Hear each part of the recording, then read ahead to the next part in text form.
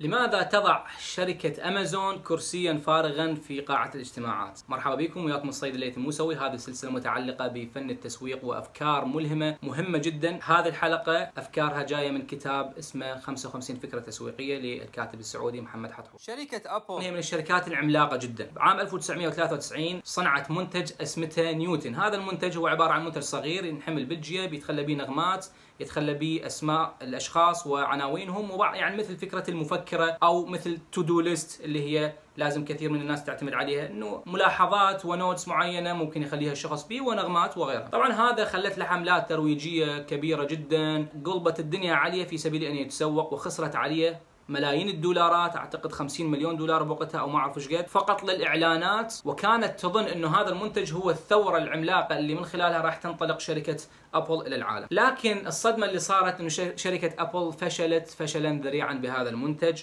وخسرت كل الفلوس اللي خسرتها على الترويج وعلى انشاء هذا المنتج. اجت شركه موتوريلا قالت انا خليني احسن من وظائف هذا الجهاز نيوتن، فسوت جهاز اسمته انفوي. انفويس بنفس الخصائص اللي بنيوتن، لكن بخاصيه انه تخلي بيه سيم كارد وتتصل. ايضا هذا الجهاز فشل ذريع، بالرغم من انه صار به تحسينات وتطبيقات ممكن تخليها، وممكن فيديو او ما اعرف شنو تصوير خلوا به، لكن ايضا فشل ذريع جدا. اجت شركه صغيره اسمها شركه بام. ذاك الوقت هذه الشركه سمت جهازها بام بايلوت، ايضا سوت جهاز بسيط ما بالمواصفات العاليه اللي موجوده بالنيوتن مال ابل وبانفوي مال موتوريلا، لكن هذا الجهاز والغريب بالموضوع نجاح باهر جدا وكسر السوق بذاك الوقت. لذلك اعتقد شركه امازون بعدين استولت على شركه ابل، لان هي امازون عندها مبدا الاكوزيشن او الاستحواذ، شافت اي شركه معينه عندها منتجات ناجحه تروح تستحوذ عليها، ما قبلت تبيع هذيك الشركه لامازون، يروحون يشترون منتجاتها ويسوونها السعر مالتها تخفيض 20%. لذلك مثل ما سوت شركه امازون مع شركه بامبرز، مثل على ما اعتقد انه بامبرز رفضت تبيع حصتها او الشركه الى امازون، لذلك امازون من قامت تشتري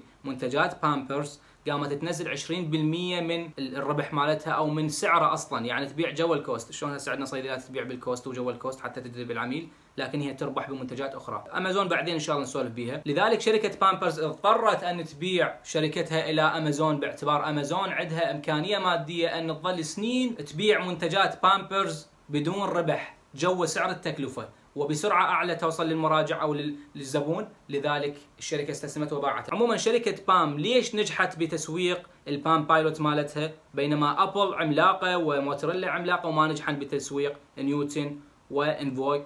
السبب انه مدير التسويق اللي مسؤول عن العملاء وارضائهم موجود من اول خطوه بتصنيع جهاز بام بايلوت، يعني خلوا الزبون هو الهدف لهم، مثل ما قلنا بالحلقه السابقه كاستمر اورينتد، يعني تسويق متمحور حول العميل وليس برودكت اورينتد ماركتينج. لذلك شركه امازون بعد هذه الفكره والافكار اللي جاي تدرسها بالسوق، دائما تخلي باجتماعاتها كرسي فارغ تكتب عليه العميل، ودائما يتوجه السؤال الى هذا الكرسي، شنو اللي يحتاج العميل، شنو اللي يفكر به العميل، شنو المشكله اللي موجوده في سبيل ان اقدمها لك كحل حتى المنتج مالتي ينباع. ان شاء الله هذه الفكره عجبتكم، شكرا لكم، وتابعونا بالحلقات القادمه ان شاء الله تستفيدون.